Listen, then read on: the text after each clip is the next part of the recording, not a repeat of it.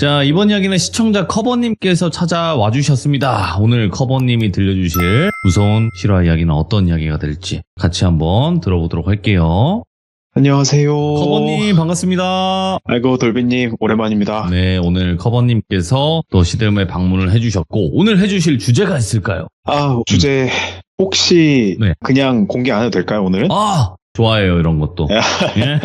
알겠습니다. 자, 그러면 좋습니다. 도대체 어떤 이야기일지는 직접 들으면서 확인을 하도록 하겠습니다. 렛츠고! 길이십니다. 커버예요.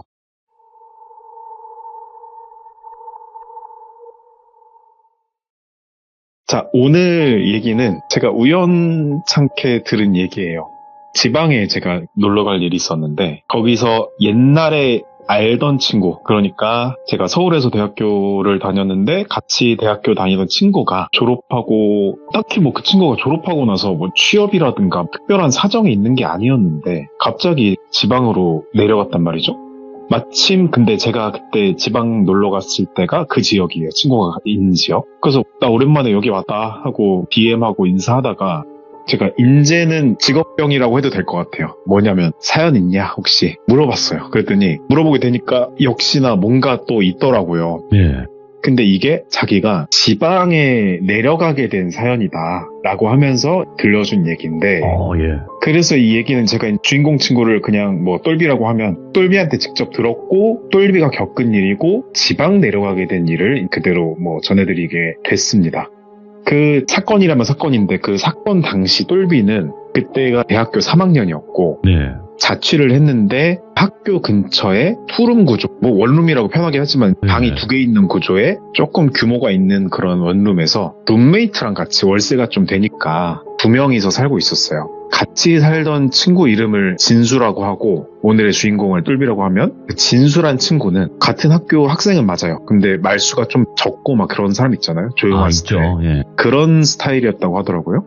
그리고 그 두 친구가 생활 패턴이 크게 겹치고 그러진 않아서 같이 살다 보면 좀 갈등이 있을 수도 있고 살아가는 거니까 그런 게 있을 수 있는데 그런 건 거의 없었대요. 똘비는 저녁 알바를 자주 했고 진수는 밤에 집에 있는 스타일이었는데 조금 그 친구의 특징이라면 밤에 책상에 오래 앉아서 뭔가를 좀 쓰는 습관이 있었대요. 글 쓰고 이런 거. 그렇게 잘 지내고 있었는데 주말에는 알바를 안 가니까 똘비가 집에 있는데 진수가 외출을 하더니만 집에 들어오질 않더래요. 그래서 평소 이렇게 별로 언제 들어와 이렇게 연락하는 정도 사이는 아니었어가지고 그냥 그런가 보다. 그래서 하루 이틀 안 오길래 하루 이틀쯤은 외박했나 싶었는데 평소에는 또 맨날 밤에는 집에서 꼭 글을 쓰던 친구가 그랬던 성격을 생각하니까 조금 이상하다고 느꼈대요.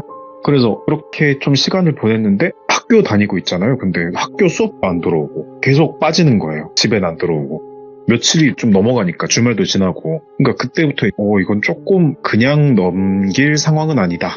뭔가 얘가 그런가 싶어서 일단은 연락도 했겠지만 먼저 진수 방 문을 열어봤는데 짐을 딱히 챙겨간 건 없었대요. 죄다 그대로였고 그 노트북, 지갑, 학생증 그리고 맨날 메고 다니던 가방까지 방 안에 그대로 있었대요. 그러니까 누가 봐도 잠깐 외출한 정도라고 예측할 만한 건데 딱 보니까 책상 위에 공책이 펼쳐져 있는데 반 페이지쯤 글을 끄적인 것 같았고 펜도 얼마 전에 쓴 것처럼 그냥 올려놨고 근데 약간 이상했던 거는 침대 맡에는 하드디스크인데 왜 우리 외장하드는 아니고 탈착형으로 그런 하드디스크가 있다는데 그걸 스카치 테이프 같은 거 좀 붙여놨었대요. 침대 맡에다가. 그래서 이게 뭐지 하고 그쯤에서 진수한테 전화를 걸었는데 근데 전원이 꺼져 있더라는 거예요. 그래서 문자나 카카오톡 다 보냈는데 회신 없었고 그래서 그날 밤에 거기 관리실 그 경비 아저씨한테 물어봤대요.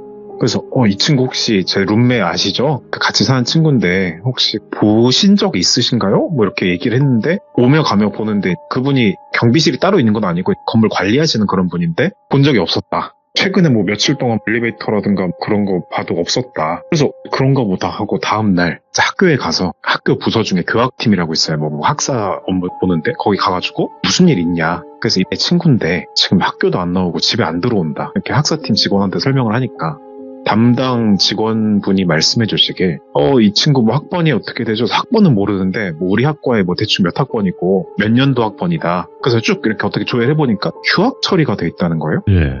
근데 문제는 이제 본인이 직접 오진 않았고 부모님이 오신 것 같다. 다른 직원 얘기 들어보니까 그랬다는 거예요. 근데 여기까지 들어보니까 똘비가 앞뒤가 안 맞는 거예요. 왜냐면 휴학을 했는데 짐을 하나도 안 챙겼어. 노트북, 뭐 지갑, 뭐 학생증을 다 두고 갔다 말이 안 되니까. 그래서 교학팀에서 이게 뭐 사실 그 규정상 가능한지는 전 모르겠어요. 근데 그 부모님 연락처를 알려주셨대요. 친한 친구 룸메라고 하니까. 그래가지고 그 부모님한테 연락을 드렸는데, 그러니까 그 어머니께서 받으셔가지고 저 친구 누구예요? 같이 산다고 저번에 방세 계약할 때 뵀죠? 그렇게 얘기했는데 요즘 걔가 연락이 끊겼다고. 우리한테도 안 왔다고. 그러니까 부모님도 진수의 정확한 행방을 몰랐던 거예요. 예.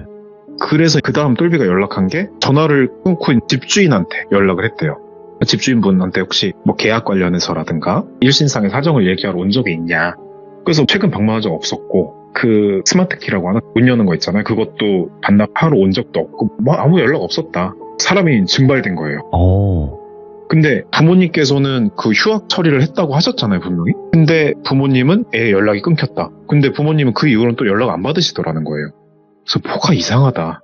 이상하다 그러고 있어서 진수 방을 좀 찾아보기 시작했어요. 봤더니 그 책상 서랍에서는 카드키랑 그런 것들을 다 발견했고, 그래서 주변 탐문을 한 거예요. 탐방 조사라고 할까요? 이렇게 간단하게 윗집 아랫집, 요즘엔 보통 뭐 주변에 누구 사는지도 모르지만 그래도 찾아가가지고 옆집부터 해서 벨 누르고 계세요 하고 오며 가며 보셨을진 모르겠는데 혹시 이런 분 내 친구 봤냐 그랬는데 다 모른다고 하다가 윗집에 한 아주머니께서 근데 지난주에 밤에 너네 집 좀 시끄러웠다 그냥 한마디 하려고 하다가 그냥 넘어갔는데 본인 학생일 수도 있고 누군진 모르겠는데 그냥 밤에 좀 시끄러웠다 이러는 거예요. 근데 똘비는 아까 말씀드렸다시피 밤에는 알바를 해요.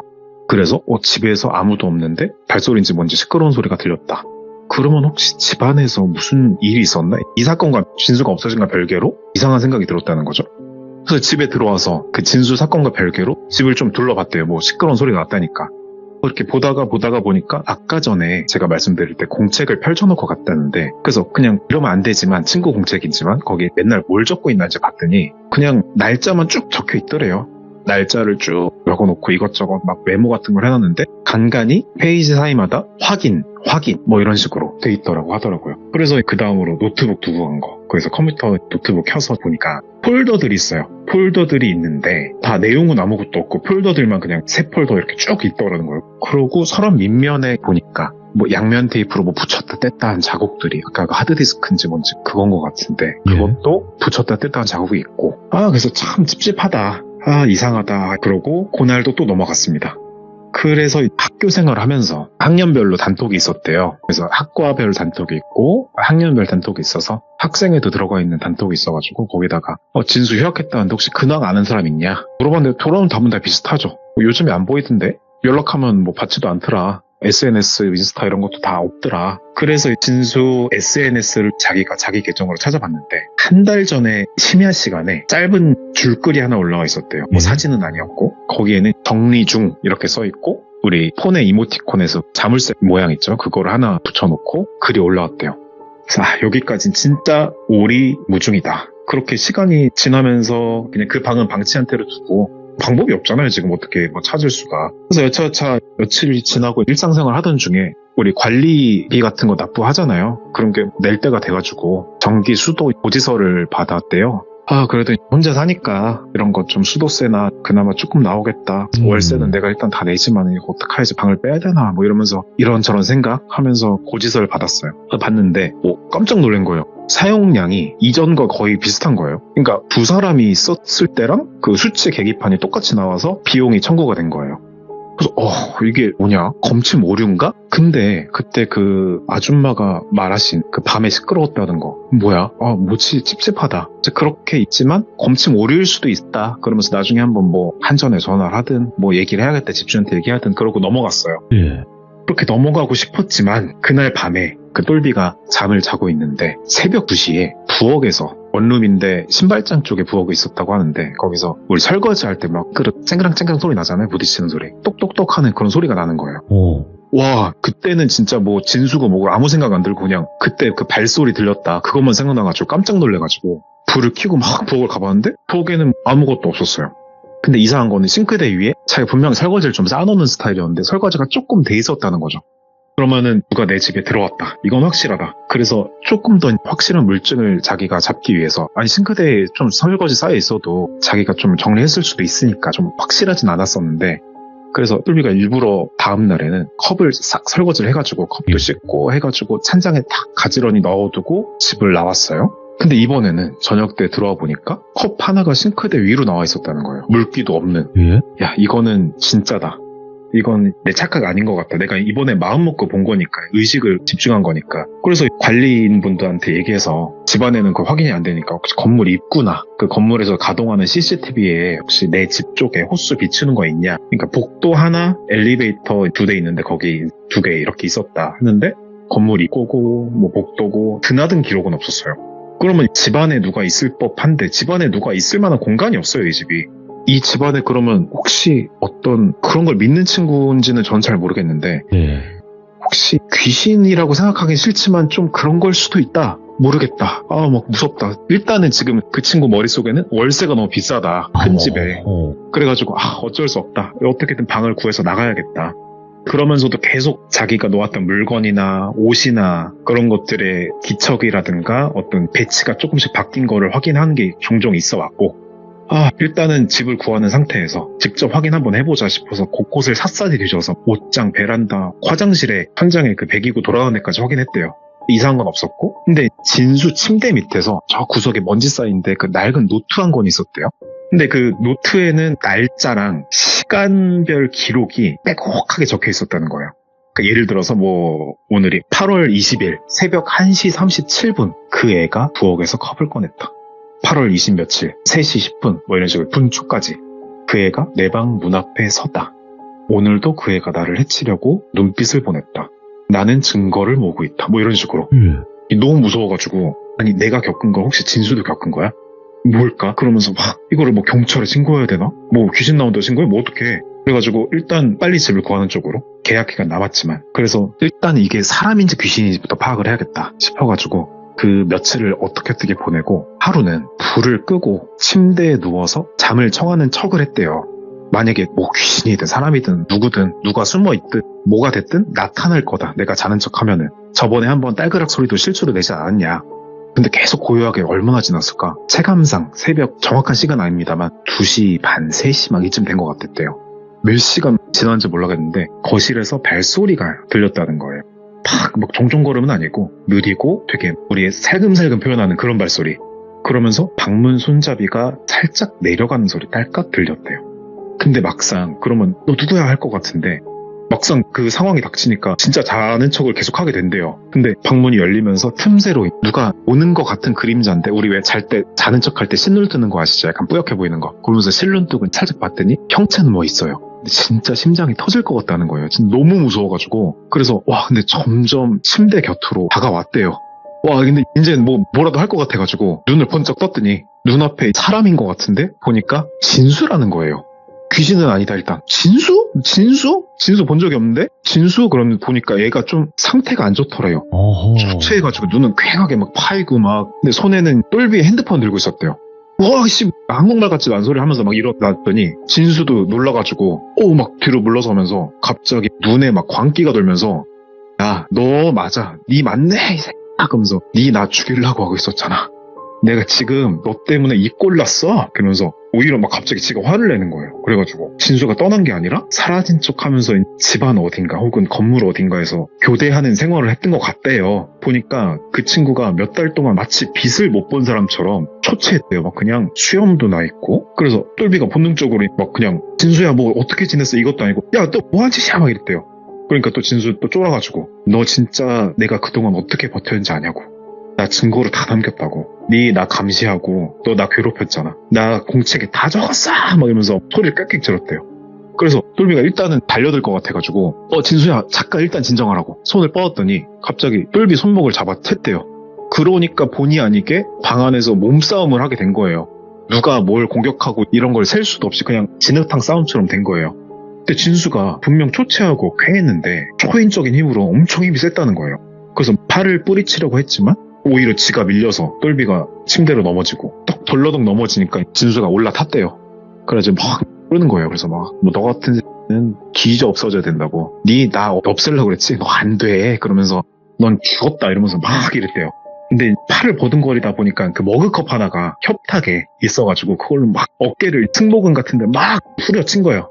그러니까 진수가 몸도 수척해져 있으니까 막 비명을 지르면서 좀 틈이 생긴 거죠. 그래서 막 이제 굴러가지고 침대에서 나와가지고 현관문으로 뛰었죠. 일단 뛰는데 진수가 진짜 좀비인 줄 알았대요. 눈이 풀려가지고 비틀비틀거리면서 좀비처럼 걸으면서 오더라는 거예요. 그래가지고 현관 그 버튼만 누르면 열리는 거를 더듬더듬 하다가 어떻게 문을 열어가지고 나갔는데 갑자기 옷자락 뒤로 잡는 거예요.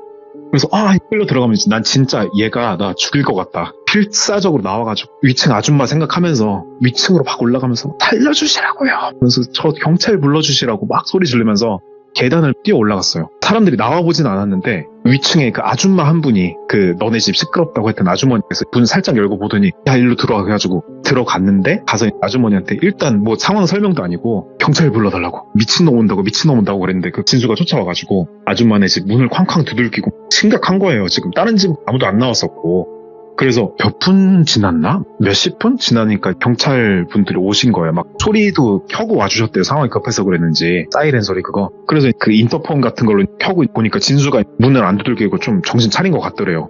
그래서 경찰분들 오셔가지고 진정을 시키고 그래서 문을 열고 나와보시라고 그래서 상황 설명하니까 진수가 또 온순해졌대요.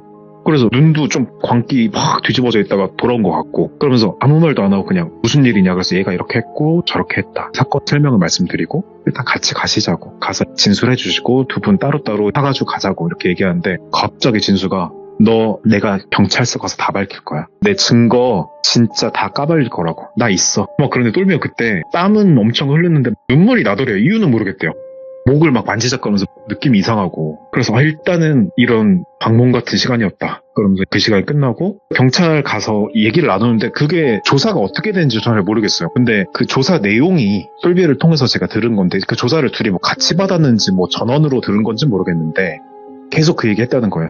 똘비가 나를 죽이려고 했다고. 그래서 똘비? 룸메이트 그 친구분 말씀하시는 거냐고 그랬더니 똘비가 맨날 나를 감시했다. 집안에 카메라 설치하고 내가 전화하면은 다 그거 엿들어서 막 적더라. 어허. 그래서 집을 확인했죠. 당연히 장치나 뭐 엿들었고 적었다는 공책은 없고. 근데 아까 그 노트 있잖아요. 근데 그 애가 뭐 있었다 이렇게 써놨던 게 있었는데 근데 그 노트에서 최근 거 쓰다만 노트들을 보니까 거기서 이름이 나와서 증거가 된 거예요. 오늘도 똘비가 내 방 앞에 서 있었다.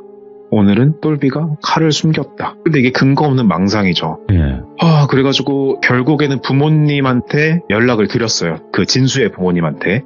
그러니까 부모님이 오면서 막 놀래지도 않고 오더니 그냥 울면서 오는 거예요. 경찰서를 왔대요. 그래가지고 그게 우리 애가 사실은 못 견디고 우리가 휴학 신청한 거 맞다. 왜냐면 마음이 많이 아픈 친구다. 무슨 말인지 아시죠? 그 피해 망상도 좀 있고 그래서 마음 치료를 권했지만 학교 다니고 잘하겠다. 울면서 본인도 말했다는 거예요. 그래가지고 막 이렇게 손 쓸 수가 없었다 하다가 무슨 조서 말고 무슨 동의서라고 하나요? 뭐 그런 걸 해서 가족이 동의를 해서 본인의 의사와 상관없이 마음 치료하는 그 병원 있죠. 그 병원에다 강제로 들어가는 게 있다고 하더라고요.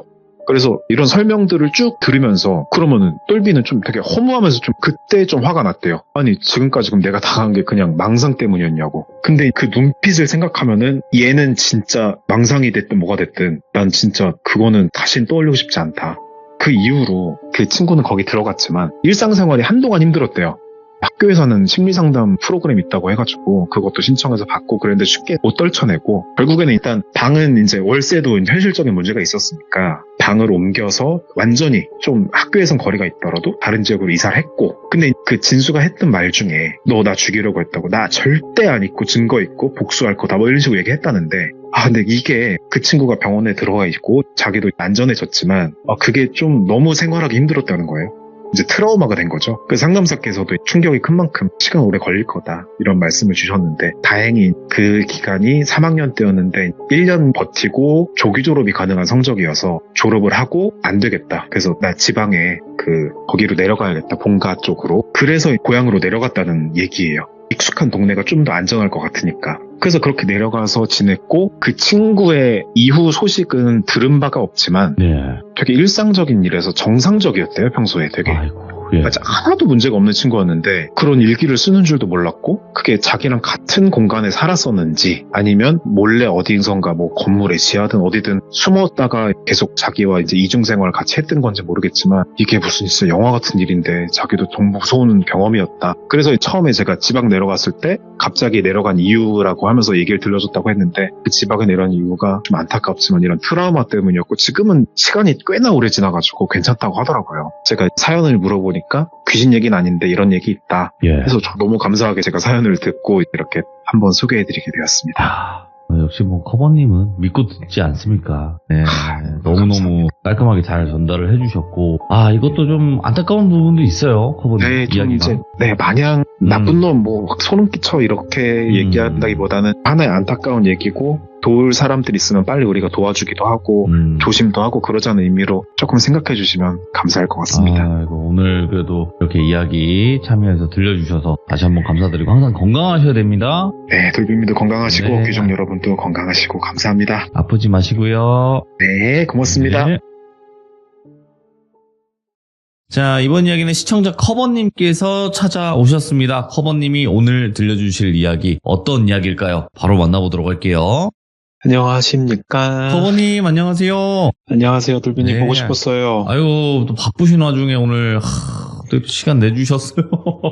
아닙니다. 항상 이날을 감사합니다. 위해서 제일 제일 최우선으로 준비합니다. 아유, 고맙습니다. 자, 오늘 커버님께서 들려주실 이야기, 태국 이야기의 마지막 이야기가 될까요? 네, 맞습니다. 어. 더 있을 수도 있는데 일단 음. 이 친구가 들려준 거는 오늘이 마지막인 것 같습니다. 알겠습니다. 그러면 태국으로 바로 떠나보도록 하겠습니다. 렛츠고! 끼리십니다. 커버예요.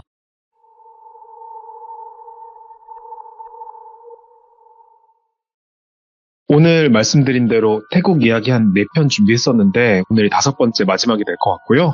오늘 얘기는 못 들으신 분들 말씀드리면은 간단하게 저희 대학교에 다니는 교환학생 링링이라는 친구가 있는데 그 친구가 태국에서 겪은 일 혹은 들은 일을 풀어준 게 몇 개 있어서 몰아서 해주고 있었습니다. 오늘 마지막 얘기고. 근데 오늘 얘기는 그 태국어가 몇 개 나와가지고 제가 좀 종이에 단어를 쓴 거를 좀 참고하면서 해가지고 약간 버벅일 수도 있는데 그것만 조금 양해 부탁드리도록 하겠습니다. 네, 오늘 뭐 키워드는 하나 말씀드리고자 하는데 붉은 안개 이렇게 한번 해보겠습니다. 오늘은 일단 방콕이고요. 네. 그 방콕 외곽에 오래된 사원에서 일어나는 이야기들 좀 여러 가지를 옴니버스 비슷하게 좀 얘기를 해볼 건데요. 우리 링링이가 그러더라고요. 태국에서 사원을 왓 이렇게 부른다고 하는데 그 왓이라는 곳을 놀러는 가도 밤에는 잘 안 간대요. 물론 밤에는 치안 문제도 있고 위험할 수도 있지만 그뿐만 아니라 밤에는 그 사원 주변으로 머무는 영혼이 모인다는 이런 믿음이 좀 강해서 그렇대요. 거기다 불길한 사연이 붙은 사원이 있을 수도 있고 그런 곳은 현지인도 해질녘 이후에는 아예 뭐 돌아서 가거나 그런데요. 오늘 얘기들을 한 사원의 이름은 가명으로 왓프라담이라는 곳이에요. 그 관광객 무슨 뭐 지도 이런 데도 잘 안 찍히는 방콕 도심에서 차로 이동을 해도 1시간에서 1시간 반 뭐 이 정도 떨어진 외곽이라고 해요. 근데 낮에 거기를 방문하게 될 경우에는 그냥 좀 낡고 뭐 고즈넉하고 그런 절 같은 느낌을 주는데 그 해가 떨어질 때쯤부터 해서 사원 뒤쪽에 숲이 쭉 둘러싸고 있다는데 그 숲 쪽에서 붉은 안개가 스멀스멀 올라온다 뭐 이런 얘기들이 있대요. 현지인들은 그걸 격한 표현이긴 한데 피해 안개라고 부른대요. 근데 이게 뭐 붉은 조명이 있는 것도 아닌데 빛이 붉게 번진다는 그런 거죠. 이런 얘기를 링링이 해주면서 이게 그 붉은 안개에 무슨 사연이 있을 텐데 그 사연의 뿌리를 찾아가 보면 뭐가 있냐 얘기를 들어보니까 오래전에 있었던 이 사원에서의 그 화재가 하나 있었는데 그 사건으로 거슬러 올라간대요. 근데 이게 좀 꽤나 큰 사건이었어서 태국 신문 뭐 스크랩 뭐 이런 데도 남아있는 사건이라고 하더라고요. 옛날에 그 폭염이 끝나고 나서 법당 뒤쪽 한쪽에 장작을 좀 쌓아둔 게 있는데 그 뒤편에서 그 원인 불명의 화재가 하나 났었고 그 봉헌물 같은 거 있잖아요. 그런 거 보관하는 창고 고기로 옮겨 붓고 재단 뭐 승려 거처까지 해서 거의 다 통째로 전소 느낌으로 타버렸다고 해요. 근데 그날 밤에 그걸로 안타깝게 인명피해가 난 거예요. 대피를 미처 못한 신도분들이 2분이 계셨고 또 나이가 많으신 고령의 승려 한 분이 거기서 또 안 좋게 돌아가시게 되었다고 해요. 현지에서는 이런 죽음을 태국말로 발음은 모르겠는데 피타이홍이라고 한대요. 피타이홍이 뭔 뜻인가 해서 제가 인터넷도 찾아봤는데 네. 있는 말이더라고요.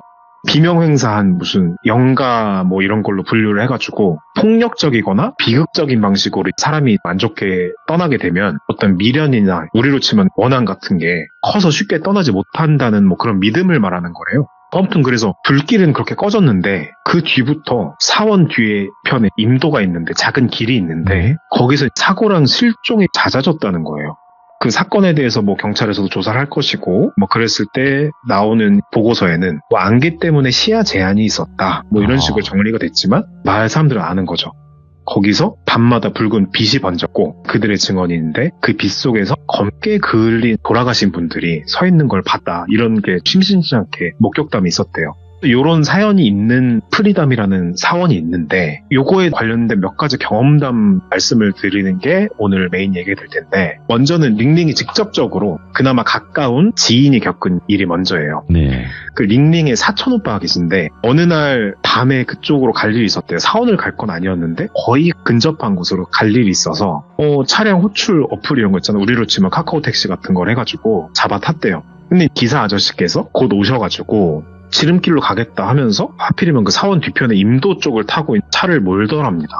근데 의외로 별일은 없었어요. 처음 5분 동안은요. 한 5분, 10분 지나가면서 쭉 약간 이런 소문도 있고 그런 길인데 미신이겠거니 뭐 반반 정도의 마음이었겠죠? 얼마나 갔을까? 좀 갔는데 본 거예요. 붉은 빛을. 그런데 도로 왼쪽 숲속에서 붉은 빛이 안개처럼 번져 나오더니 갑자기 차 안에 있는데도 체감 온도가 서늘하게 떨어졌다는 거예요.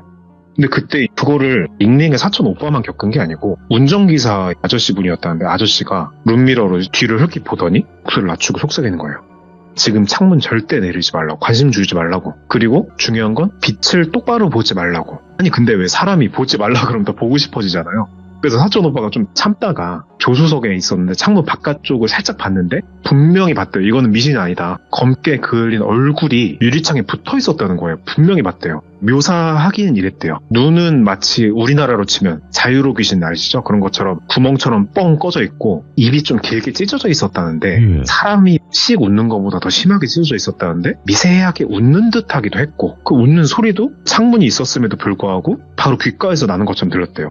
근데 이 소리가 막 이런 소리였는데 웃음인지 어떤 무슨 공기가 새나는 소리인지 모를 그런 소리. 그러니까 기사분이 갑자기 라디오를 최대 볼륨으로 켜신 거예요.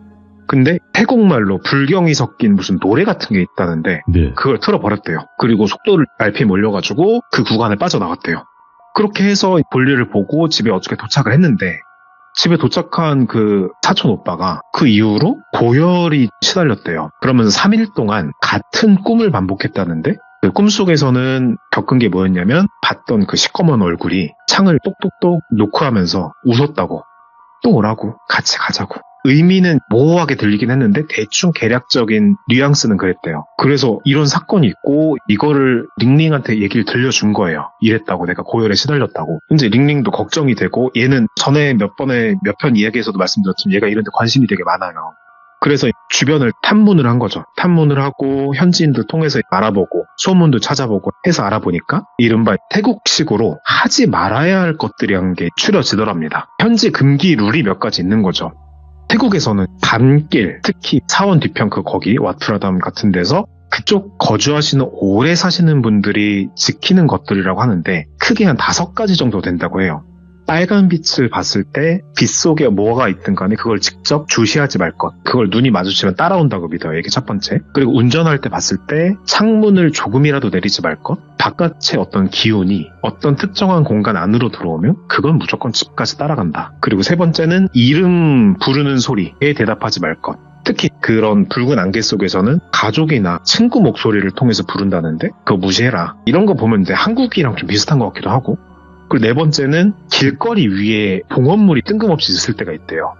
이게 태국의 문화인 것 같아서 좀 당연하게 얘기를 해줘가지고 제가 정확히 모르겠는데 길 위에 봉헌물을 놓는데요. 뭐냐면 무슨 물을 길어서 올려놓는 경우가 있거나 노란색 마리골드라는 게 있대요. 뭐 식물인 것 같은데 뭐 그거를 길거리에 봉헌물이라고 올려놓는데 그거는 영혼의 몫이기 때문에 건드리지 말 것. 그리고 마지막은 어떤 고가 다리나 삼거리가 있는 어떤 길거리에서 차가 멈출 수도 있잖아요. 근데 거기서는 뭐 시동을 끈다거나 뭐 이렇게 멈춰서 오래 있지 말고 계속 움직일 것. 멈춘 틈에 탄다고, 어떤 존재가 탄다고 이렇게 믿는 미신 같은 그런 게 있대요. 근데 이게 그냥 어떤 민속이나 미신이라기엔 좀 그런 게, 태국에서 밤운전하시는 기사분들은 꽤나 몇 세대에 걸쳐서 어떤 일종의 거진 생존 규칙처럼 여기고 있다고 하더라고요. 그래서 다음 사건이에요. 이제부터는 좀 파편화된 몇 가지 사건들이 빅리가 수집한 거를 방금 전에 그 찾아본 데서 얘기를 들려준 건데, 건너 들은 거죠. 이건 어떤 노점 아주머니 얘기인데, 이거는 이제 건너 아는 사람이긴 해요. 링링이의 이모가 있고 그분이 친구분, 탐문 과정에서 안 분인데 원래 알던 분은 아니고, 그 와프라담 근처에서 카놈이라고 하는 관식을 좀 판대요. 근데 그분이 장사를 접을 무렵이면 작은 사기 그릇을 꺼내가지고 마리골드 꽃잎, 물, 그리고 끄라퐁이라고 하는 작은 향을 얹어서 사원 담장 아래 틈새에다가 그 봉헌물 올리듯이 이렇게 놔둔대요. 그래서 뭐라고 하냐 했더니, 오늘도 무사히 팔게 해주셔서 고맙습니다, 뭐 이런 마음으로 뭐 이런 식으로 하는 습관이 있으셨다는데, 근데 어느 날부터 그 봉헌물이 5분을 못 버티고 스르르 사라진다는 거예요. 사람이 가져간다? 근데 CCTV 가게 앞에 이런 걸 봐도 지나간 사람도 없었고, 그래서 봉헌물을 두고 다시 돌아와서 스마트폰 라이트나 뭐 이런 걸로 그 틈새를 비춰보면 꽃잎만 붉게 젖어 있고 물을 올려놨던 물컵은 빈 채로 넘어져 있었대요. 그리고 거기서 기분 탓일 수도 있는데 탄 냄새가 좀 희미하게 났다는 거예요. 근데 그게 단순한 향 타는 냄새랑 달랐고, 약간 그 나무 아니면 고무, 특히 고무 같은 게 그을린 약간 비릿한 냄새 있잖아요. 맡기 싫은 냄새, 그런 냄새가 있었대요. 그래서 그 아주머니가, 이모 친구분이 현지 그 승려분한테 물어봤대요. 혹시 뭐 옛날 화재 사건이나 뭐 아직도 그런 거 있냐고, 영적인 걸로 느껴지신 게 있냐. 그랬더니 여기는 프레타라고 하는 가엾은 굶주린 혼이라고 해요. 아까 말씀드렸던 타이홍, 갑자기 죽은 비명행사한 혼이 섞여서 혼재해 있다고. 그래서 한동안은 봉헌물을 눈에 띄지 않게 좀 멀찍이 두고 그거를 다시 확인하지 말고 바로 돌아서라고 했대요. 근데 그렇게 하니까 사라지는 속도는 조금 늦어졌는데, 좀 희한했던 거는 꽃잎 위에 작은 물방울이 좀 붉게 물들어 있는 날이 좀 있었다고 하더라고요. 그런 날은 또 장사가 또 안 됐고, 하여튼 이런 사건이 있었다고 하고, 그 다음은 링링도 인터넷 스크랩에서 얻은 얘기인데, 어떤 승려분 얘기예요. 견습 과정에 계시던 분의 경험담인데, 와프라담에는 불타고 남은 작은 재단 건물이 하나 있대요. 그러니까 정식 법당은 재건해서 있는데 그 뒤쪽에 반쯤 복구했지만 문은 늘 잠긴 채로 있는, 그 안에 화재 전에 쓰였던 의식용 작은 북이 남아있는데, 그걸 또 금기가 밤에는 치지 말라는 게 있었대요. 근데 견습 시절인데 그 승려분이 애였어요. 완전 어렸으니까 뭐 귀신 타러 가지 말라고 막 하면서 막 밤에 북을 막 친 건 아니고 그냥 채로 그냥 툭 하고 한번 쳤다고 해요. 그러니까 소리는 생각보다 깊게 울렸고, 근데 올라온 경험은 툭 치니까 바로 숲 쪽에서 퉁퉁 퉁 하면서 세 박자가 되받아 쳤다는 거예요. 친구들이 기겁을 해서 뛰어가가지고 문을 걸어 잠그려는데, 와, 그 문틀에서 약간 시꺼먼 물이 똑똑 떨어져 손등에 닿았다. 근데 뭐 차갑지도 뜨겁지도 않은 느낌의 그런 사건이 있었다고 했는데, 또 마찬가지로 그 사촌 오빠처럼 그 견습 승려분은 다음날 고열에다가 뭐 메스꺼움도 있고 좀 쓰러졌대요. 근데 사흘 뒤에 해열됐고 보니까 손등에 그 물방울 모양을 붉은 자국이 남아있었다. 그래서 거기선 푹 치지 말라 뭐 이런 얘기도 있었대요.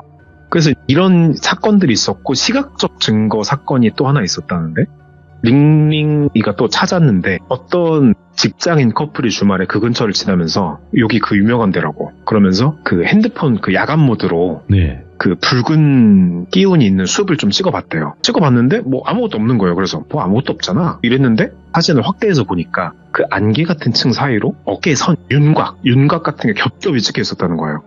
근데 어떤 실루엣은 입이 이상하게 길게, 근데 어떤 것도 목이 비정상적으로 이상하게 꺾여 있고, 그걸 보고 나서 또 구토라고, 또 귀 한쪽이 먹먹해지면서 꿈속에서 북소리도 들었다. 그래서 그 두 사람 결국 태국 스님한테 가가지고 땀분이라는 게 있다는데, 그게 공덕을 만드는 거라는 의식이라는데, 그걸 받아가지고 그 하는 장면을 사진 찍어서 불태워 없애라고 해가지고 그런 식으로 해서 해결됐었다. 물론 그 다음에 핸드폰 화면이 몇 초 동안 좀 빨간색이 보인 적도 있고 했다는데, 그거는 뭐 기계 오류였을 수도 있으니까. 마지막 사건은 사원에서 경비를 보시는 분이 계세요. 뭐 우리로 치는 경비 아저씨랑 비슷한지 모르겠는데 경비라고 했어요. 근데 뭐 라운딩 하면서 쭉 돌다가 아까 그 말씀드린 담장 곡선 모서리에서 또 사람 그림자가 있다는 거예요. 그래서 이 느낌 누가? 하고 쫓아갔죠. 경비시니까. 쫓아가서 모퉁이를 돈 순간 숨이 턱 막히면서 잠깐 기절한 것처럼 시야가 한번 꺼졌다 켜지는 느낌? 그런 걸 받았대요. 그래서 정신을 차리고 보면 시계를 보니까 손목시계에서 1시간씩 건너뛰어 있고 그러면서 또 퉁퉁퉁 이런 소리가 들렸고 그래서 그 경비분도 모퉁이를 돌고 이럴 때 되게 조심스럽게 가고 돌아 나올 때는 뭐 이렇게 의식이라는데 어깨를 좀 몇 번 털고 이렇게 해서 시간이 새는 느낌을 좀 줄이기 위해서 뭐 이런 얘기들이 있었다고 링링이 이때까지 수집한 얘기들이 이렇게 있었어요. 그래서 링링이가 나름의 현지 그런 일들에 대한 해석을 좀 정리를 했어요. 약간 이랬대요. 이게 화재로 죽은 사람들의 원기가 밤마다 인간의 온기에 반응해서 떠오른다. 그럼 붉은 안개, 빛 이런 건 뭐냐? 그게 이제 살아있을 때 마지막으로 본 게 불이니까 어떤 그런 거의 잔상이 아닐까? 뭐 이런 인터넷 사람들의 의견이 있었고 그 피타이용이라는 것도 좀 조사를 해보니까 확실히 우리도 원귀가 무섭다고 하는 것처럼 비명횡사한 호는 강하다. 그래서 뭐 길 위라든가 다리, 뭐 삼거리 사람들이 있는데 잘 모이고 지나가는 사람들의 체온을 인식하고는다는 특징이 있대요. 그리고 아까 전에 장사하는 아주머니나 이런 사람들은 왜 보물을 망가지고 그랬냐. 이거는 굶주린 혼이라는데 아까 말씀드린 두 번째 프레타라는 것인데 이게 물과 기름을 유독 더 좋아한대요. 그래서 향유나 초에 민감하다고 하더라고요. 좀 생소하긴 한데 이런 게 좀 재밌어서 제가 알아보고 물어봐서 설명드리는 거고 근데 뭐 붉은 안개 이런 것들 과학적으로 설명하려면 이유가 있겠죠. 뭐 안개, 불빛에 뭐 굴절이니 뭐니 해가지고요. 네. 근데 어쨌건 그 현지인들은 현지 방식으로 그걸 접근하고 다뤘고 세대 단위로 그 금기를 지켜서 내재화한 결과 큰 사건은 없었다. 그런 게 있으니까 존중해야 되지 않겠냐 뭐 이런 얘기를 하더라고요. 그래서 이런 사건들을 조사하고 링링이가 사촌 오빠가 그 고열에 시달리고 나서 계속 좀 안 좋았다고 하는 거예요. 그래서 그거를 해결을 해보고자 조사를 했던 거고 그래서 사촌 오빠는 열은 회복했지만 한동안 악몽을 꿨대요. 그래서 링링이가 조사한 것도 알아봤는데 지금 여태까지 말씀드린 걸 보면 어떤 사건 경험담 그리고 어떤 예방 차원에서의 어떤 금기 이런 거였지 어떤 해결법은 없었잖아요. 그래서 이대로 두면 뭐 안 되겠다 이런 생각이 들어가지고 그때 운전해준 어플에서 기사분을 수소문을 했대요. 이쪽을 좀 다니시고 어떻게 하지 말라는 지침을 주신 분이니까 도움을 달라고 한 거죠. 우리 오빠 이렇고 다른 사람들은 뭐 사흘이면 낫는데 우리 오빠는 계속 악몽에 시달린다. 그래가지고 같이 가달라 혹은 해결법 알려달라 그랬더니 기자 아저씨가 완강히 거절하셨대요. 거기는 밤에 뭐 돈을 얼마를 줘도 안 간다. 근데 탁삭 빈 거죠. 계속 부탁하고 어떻게 해달라고. 그래서 쭉 사연을 듣고 쫄랐더니 네. 아 그래 그럼 조건부로 그럼 해가 지기 직전에 밤은 도저히 안 되겠고 해가 지기 직전에 딱 한 번만 지나가 보자. 내가 말하는 규칙들은 말하는 대로 지켜주는 걸 약속해줘라. 네. 그래서 수락을 탄 거죠. 이렇게 팀이 꾸려진 거죠. 사촌 오빠, 링링이 그리고 그 기사분. 근데 이 팀이 준비한 거 좀 재밌어요. 제가 듣기에는 그 냄새가 강한 허브 오일이랑 마리골드 꽃 그리고 이유는 모르겠는데 작은 물병 그리고 마지막으로 얇은 붉은 천을 준비했대요. 근데 붉은 천이 우리나라에서는 어떤 의미인지 모르겠는데 태국에서는 재난, 긴급 뭐 이런 상징이 섞인 거래요. 기사분이 왜 이걸 준비했냐 말씀 주시기로는 붉은 것에는 붉은 것으로 대응한다 이런 미신적 발상도 있다고 네. 믿거나 말거나지만 그래서 어쨌건 이렇게 준비를 해서 며칠을 시간을 가지고 세 사람이 모였어요. 그래서 차를 타고 사원 뒤편에 그 임도를 향해서 들어갔대요.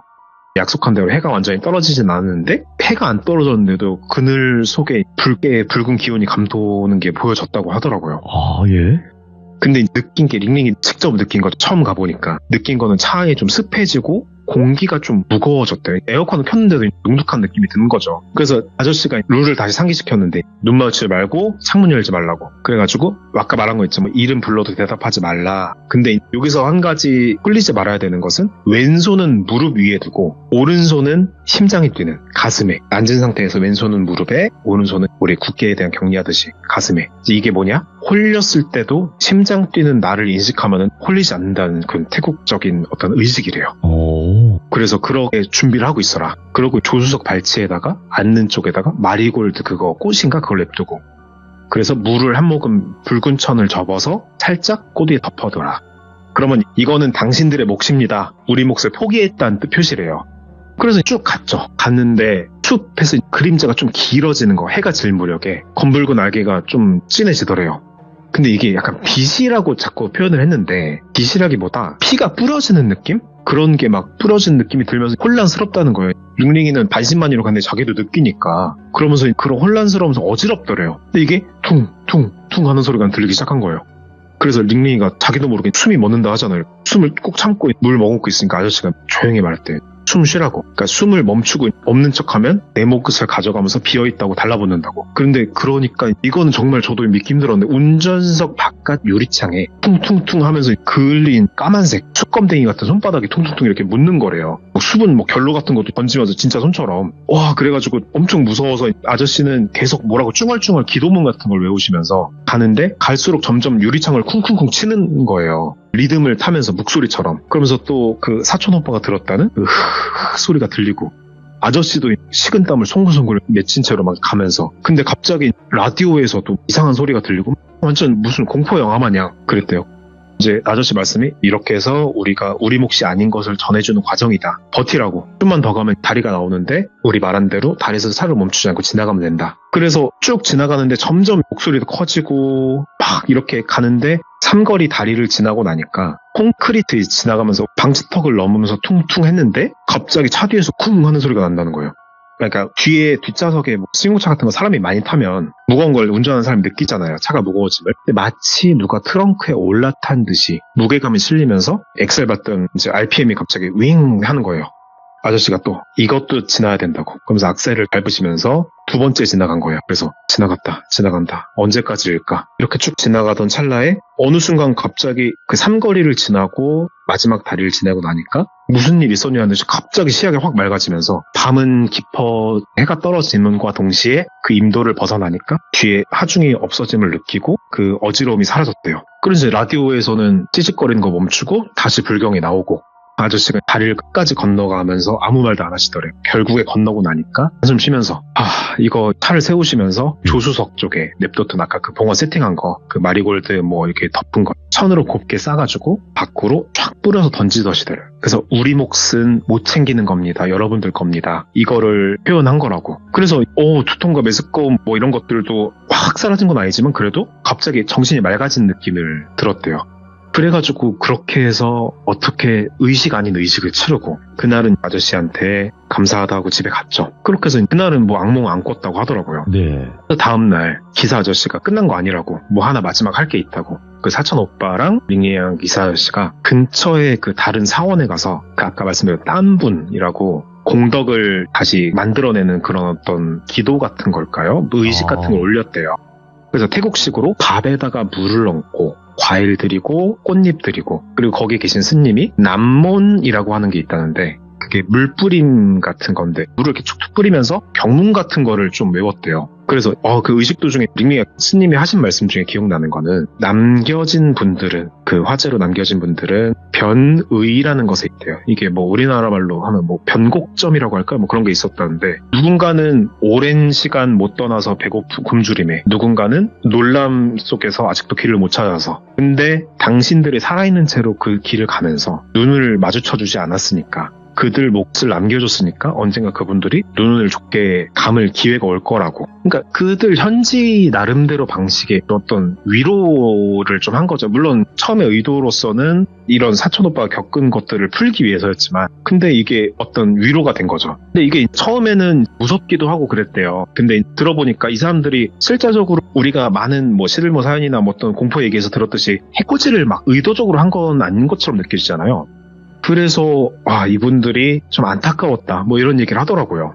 그래서 얘기는 이렇게 되는데 뒷얘기를 왜 자꾸 불근이라고 했나? 불 때문에 그래? 뭐 때문에 그래? 그랬더니 불금에 대한 태국적 상징에 잠깐 말씀드렸는데 태국에서 붉은색은 누구나 그렇듯이 피, 생명, 급박, 보호까지 이런 이미지가 있대요. 불상 이런 데서는 금빛이 주류인데 어떤 위기 재난의 색으로는 불금이 쓰인다. 그래서 보면은 그 현지 그 운전하신 기사분들이 붉은 천이나 붉은 실 같은 걸 차 안에 걸어두는 게 왕왕 있대요. 그래서 아까 말씀드린 그 와트라담의 붉은 안개는 어떤 조명이라고 보긴 좀 힘들 수 있다. 현지적으로 봤을 때. 그래서 그들을 똑바로 안 보고 잘 보내줬다. 이런 얘기가 있고 얘기는 여기까지 제가 들었었는데 마지막 짧은 거 몇 개를 관련된 얘기를 들려드리면 장마철에 아까 그 지나갔던 다리 초입에 흙에 맨발 자국이 약간 시커멓게 남아있는 경우가 종종 있었대요.